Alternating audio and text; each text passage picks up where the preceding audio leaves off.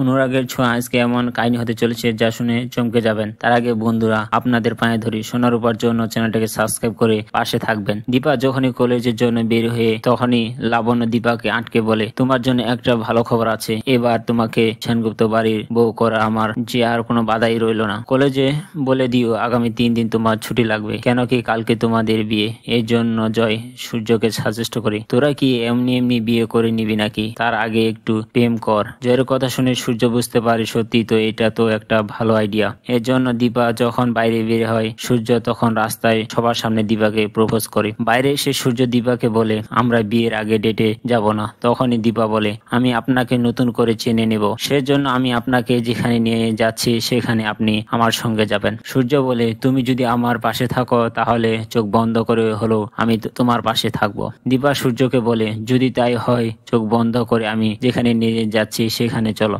এইদিকে বাড়ির বিয়ের অনেক কাজ, সেখানে ভিক্টর জামাই হয়ে একাই কাজ করছে। এটা দেখে লাবণ্য দুঃখ প্রকাশ করলে ভিক্টর বলে, আমি কি শুধু তোমার জামাই, তোমার ছেলে না? সবকিছুর মাঝে রূপার একটা মন খারাপ হয়ে গেলে লাবণ্য রূপাকে জিজ্ঞাসা করলে রূপা বলে, এই বাড়ির সবাইকে আমার খুব ভালো লাগে, এই বাড়ির লোকজনের কাছ থেকে আমি দূরে চলে যাব না তো। এদিকে দীপা সূর্যকে নিয়ে তার চেম্বারে চলে যায়, কিন্তু সূর্যের চোখ বন্ধ।